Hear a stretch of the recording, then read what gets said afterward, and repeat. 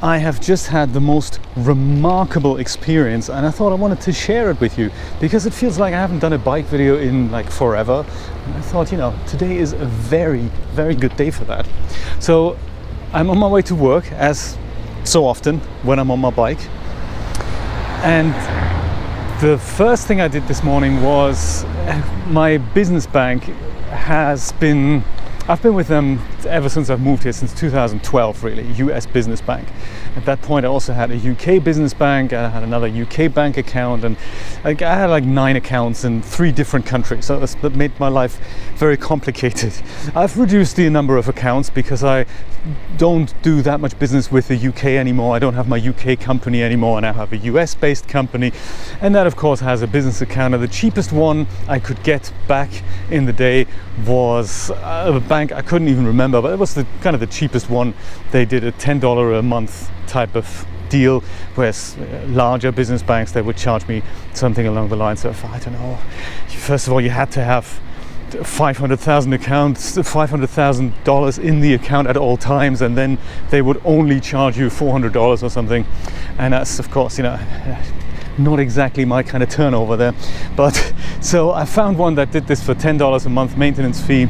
They all charge maintenance fee here in the US. You don't really get free banking here anymore unless you leave a certain amount of money in the account. Not the point I was going to make, but hey, so my business bank has been changing names. Have been bought out by one company a few years ago, and then another company another few years ago. So they've changed names ever since I've been with them, about 3 times, or 4 times even. The latest name change was from the Florida Community Bank, I believe, to something called Synovus, and also a smallish type bank. But hey, they've changed names, they've changed websites, they've retained the account numbers and all, but it means that I have no idea how to log into that system anymore, and I have no idea how much money is actually on the account.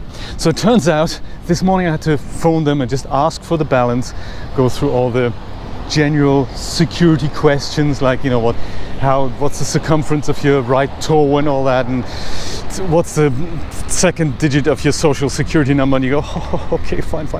So after so many security questions, the next question then was, can you confirm a transaction that went into your account recently? And I need the exact date, and I also need the exact amount. That was kind of the final security hurdle, but I could provide them with that information, so that was cool. And it turned out there was more or less enough money on the account so that I could pay, check it out, my tax bill. The IRS wanted a bit of money, not a lot, but it's enough. It was like $1,300 that we had to pay, and that came as a bit of a surprise because when I filed the return a few weeks ago, the idea was that we're going to get $100 or $200 back, and that was awesome. But then it turns out we've forgotten to file a document that they then requested, and at that point it was something to do with health insurance. It turns out actually we owe them another $1,300. So we had to pay that by middle of this month, and we did that this morning online via debit card, and it worked remarkably well. So that was nice. And after getting all that done, because it's never a 5-minute affair, this is it always takes much longer than you think, I decided it's time for a little bit of playing around with stuff. I was originally going to make a video, but I felt a bit sleepy and tired, and it's all leading up to really good news.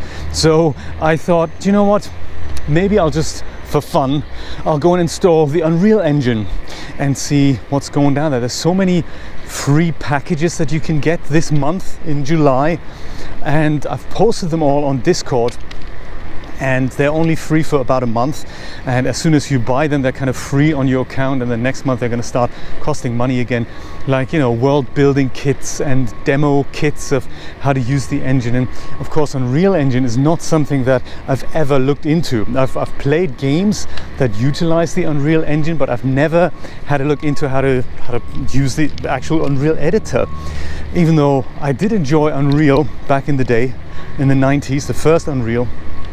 I'm kind of eager to get back to it. They constantly have it on sale. Maybe I will grab it just for nostalgia's sake. I remember Return to Nepali. That was a kind of an add-on pack or something that they had there. Anyway, Unreal. So I thought, okay, let's go install it while I've got all these packages on my account. I thought maybe I'll just at least install the editor Unreal Engine and we'll see what happens. Turns out it's over 8 gigabytes to download. So that took a while, and I thought, okay, have a coffee, do some emails, do some invoices, catch up on all those communication things. And then an hour or so later, the thing was installed, including other components that had to be installed. And I really didn't know what to expect. So I thought, let's just go and see how it works. It takes a little while to start for this thing the first time. Asks you several things about firewall exceptions and all that. You confirm all that, it's all good. And then, and this was surprise number one, you're greeted with this ultra friendly interface and a little startup dialogue to get you started. And hey, welcome to the Unreal Engine. So this box does that, this box does that. You hold Control and Alt and you hover over something, you get more contextual help. And welcome to Unreal, and this is the way you get started. And I thought, wow, that is nice. So you sit there for 10 minutes, you look around, you keep your eyes open, and it's just a wonderful welcoming experience. So first of all, that really speaks to me, rather than great interface, thousands of icons, get on with it. That's not so much the interface that I'd like to see.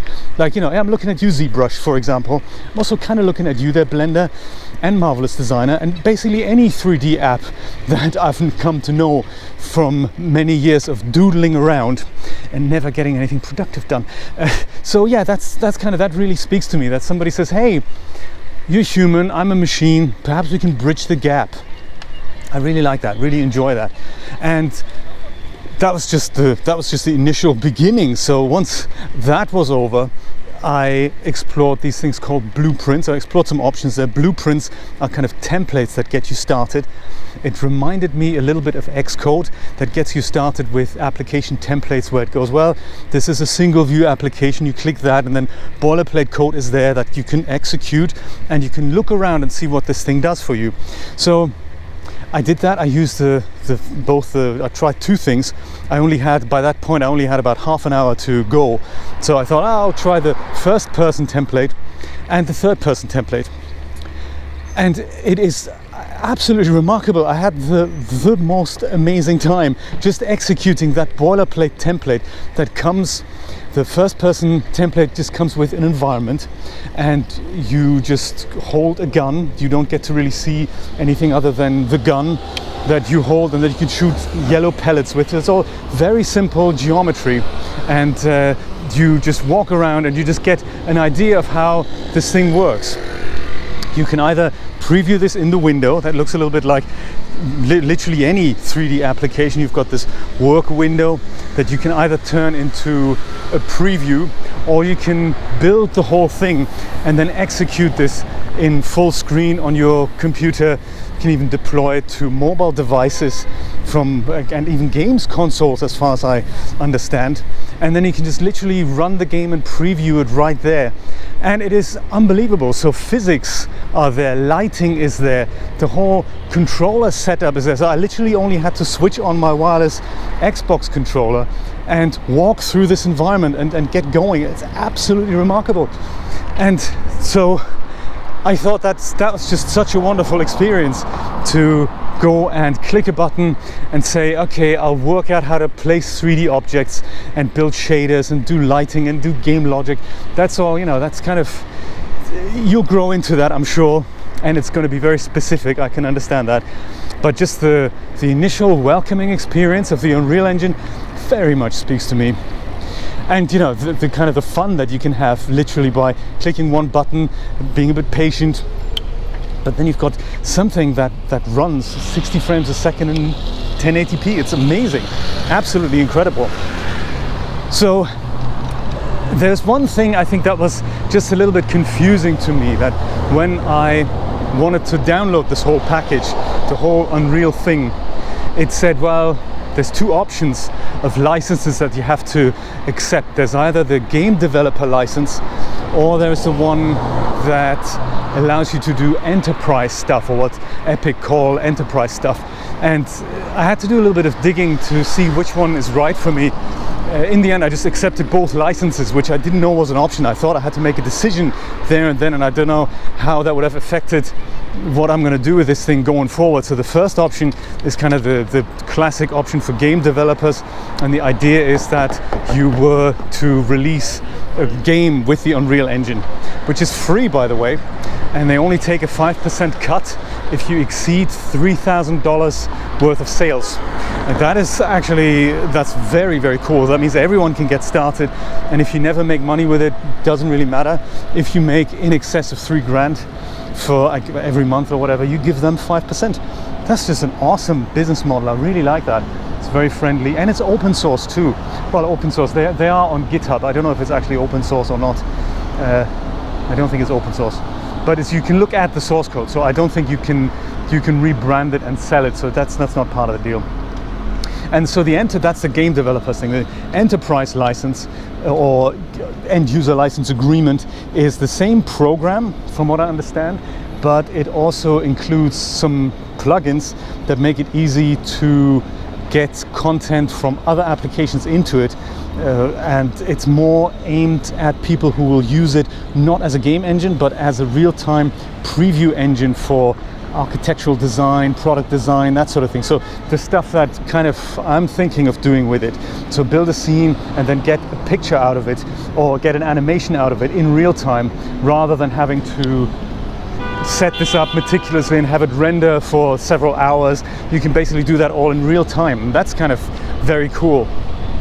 And I'm really looking forward to playing around with that. How difficult can it be to set up a shader and game mechanics and all that if you already know and understand all the principles of how regular 3D engines or other 3D engines work? And we've worked with so many, so the principles of lighting and how to construct a surface, they're all going to be the same. Oh yeah, that's the other thing that I found absolute classic.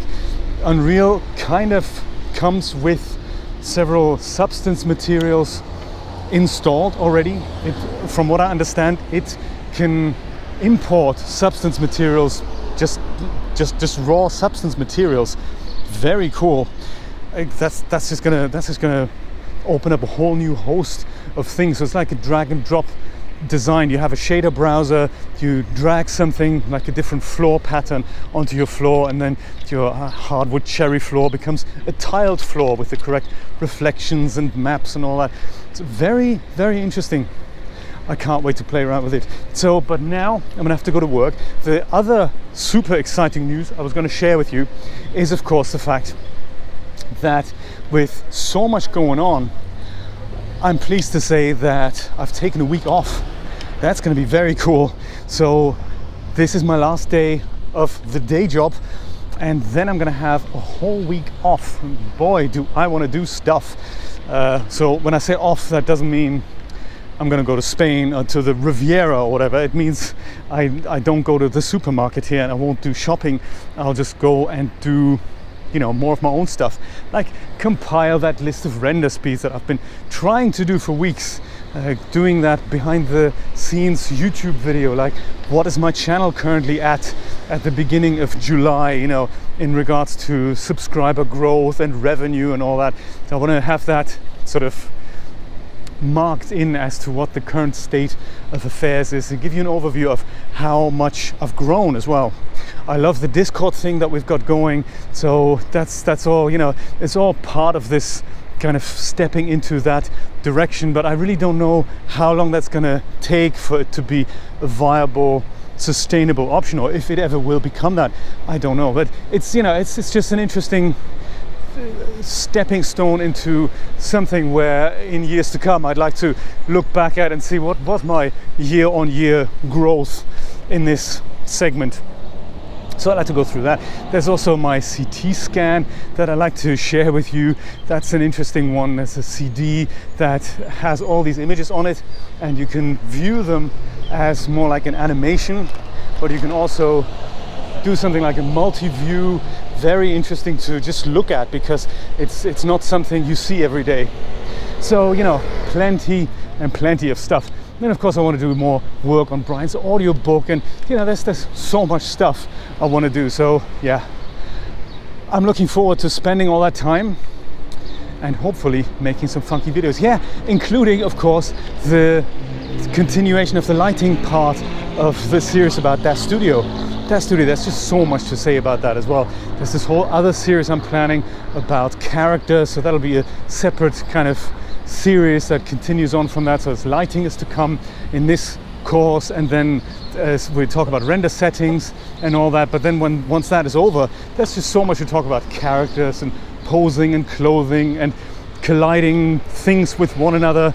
Like, you know, you can set one object to not collide with the body, but select it to collide with another object that's layered on top of it, and all that sort of things. There's geoshells, there's irate decals, and you know, that's all just stuff that's floating around in my head, and I just haven't had the right time to do it. That's all. Because I do need some time off, you know, as well, just to put my feet up and go, let the creativity just, you know, do its thing. With all that said, thank you so much for watching, and I will see you next time. Bye bye.